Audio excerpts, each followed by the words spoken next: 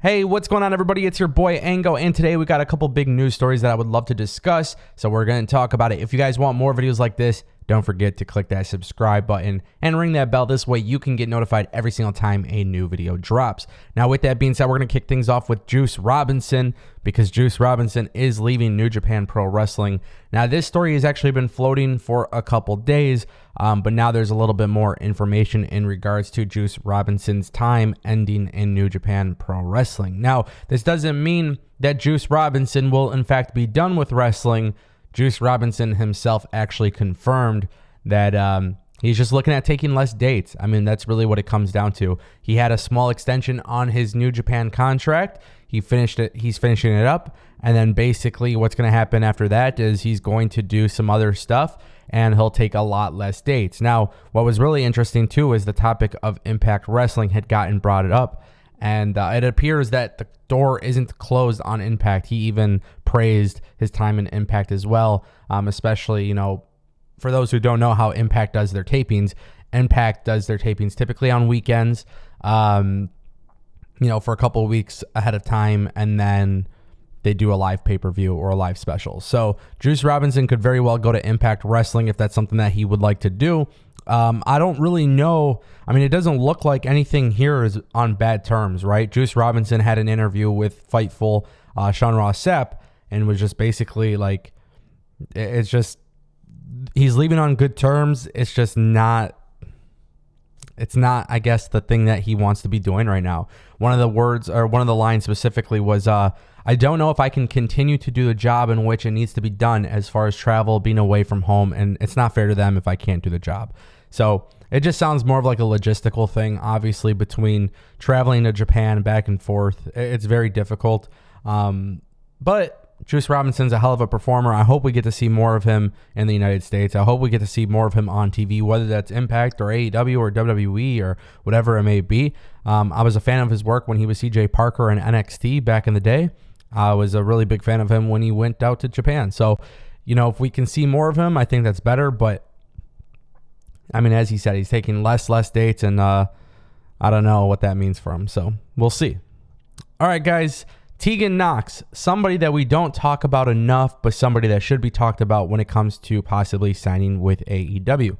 Now, with that being said, on Busted Open Radio, Toni Storm was talking about people she would love to see from WWE join AEW, and the name that she brought up was Nixon Newell, who is also known as Tegan Nox. And Toni Storm basically feels Tegan Nox deserves a spot. Now, the reason why I'm actually talking about this is for two reasons. One, I don't know how much consideration Tony Khan takes when his talent publicly speaks about signing talent, right? I don't know if Tony Khan looks at that as a good measurement for recruiting senses, but I believe Tony Khan needs to evolve with this women's division. It's gotten better. I think the best way to really make the women's division better overall is putting people who aren't challenging for the title in meaningful storylines. And right now, that is the case, but sometimes it's not always the case. And I think a lot of that has to do with just the experience of the people on the roster, right? For example, Red Velvet and Kiera Hogan haven't really done much of anything since being in AEW, but now they're going to be part of the baddie section, which is a great move that aligns them with I would say, one of the top acts for AEW, which is Jade Cargill. Obviously, you got to keep in mind, too, the amount of time and devotion that AEW put into presenting Britt Baker into a large star. I think that same formula needs to be used for other women. And I think that's how you're going to get really a lot of people talking about your women's division. I think AEW has done a decent job with their women's division. At times, it's a really good job. But bringing in more talent that are, you know, experienced, I think that will definitely help. Also, Tegan Nox is not somebody who is overexposed in WWE. I mean, truth be told, you know, a lot of her time that she spent in NXT, unfortunately, she was injured. And then going to the main roster, teaming up with Shotzi Blackheart, it was very clear WWE doesn't even really have a good women's tag team division nonetheless. So that whole thing that they did there, I mean, again, people just aren't overexposed to her.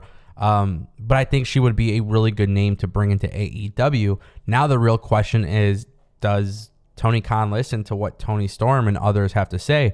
You know, especially here on this channel, I've talked a lot about Mia Yim. I said Ember Ember Moon, Taya Valkyrie, and none of those have shown up yet. And Tony Khan knows how to recruit for every other division in his company, but for the women's division, I feel like there is maybe a disconnect. So it would be nice to see him make a couple key signings for the women's division. And then for the people that still need a little bit more experience, or maybe people who aren't, they're not really that good with the TV presentation format and everything, you could kind of put them on ROH and let them develop. That's what I would do. That's just kind of my 2 cents. But no more talking about Knox. We got to talk about Mox. Guys, this is a very interesting situation going on here, because if you've been following anything of Jon Moxley since he's left WWE, you would know that Jon Moxley has been very vocal about his experience with WWE. If you read his book, obviously that's how you would know. Now, in January, there was a Q&A that Moxley did, which basically, this is 3-4 months ago. But at this point, he did a Q&A basically talking about how you can say never in the world of pro wrestling, and in regards to him going to WWE, right? Now, the reason why I bring this up is because Jon Moxley has a contract coming up, and a lot of people don't know exactly the situation with his contract, whether he would actually go back to WWE now that Cody has left. Like, what would be the Jon Moxley situation? Now, recently, on the Wrestling Observer Forum, Moxley is reportedly happy. This is something that Dave Meltzer had said, and Meltzer specifically said, he told me last week he was super happy. So I can't really imagine a situation where Jon Moxley would give up on his contract opportunities.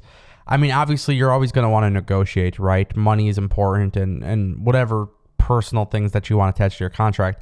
I'm not saying this is an easy scenario for Moxley just to go to Tony Khan and be like, oh, I love AEW, man, give me what I want. I mean, I think most people would say, hey, this is a possibility as well. But the likelihood of Jon Moxley going to WWE is very unlikely. And you got to keep in mind right now, that would be really detrimental to AEW, considering that Blackpool Combat Club is relatively new and it's starting to take off. And, I do think we see Jon Moxley back in WWE one day. And he definitely isn't shy about saying anything is possible. He would take the call if the right circumstances were right. But I think when you look at Jon Moxley's situation, if he's really happy in AEW, the likelihood of him leaving after his contract expires and going to WWE, it's just not likely. It's just not likely. And honestly, I think Moxley right now at this point, like, he's kind of got to stick around for AEW. He's got to stick with them for a couple more years. And then I think, if WWE wants to bring him in, maybe Hall of Fame, this, that, whatever they decide, they could bring him in for one final run if they want. But I would not expect it. It appears that Jon Moxley is not leaving. It appears that Jon Moxley, whatever happens with his contract at this point happens. And we'll kind of see what happens there. Let me know what you guys think in the comment section down below. As always, I'll keep you updated on everything that's happening in pro wrestling. Thank you so much for watching. I'll see you next time.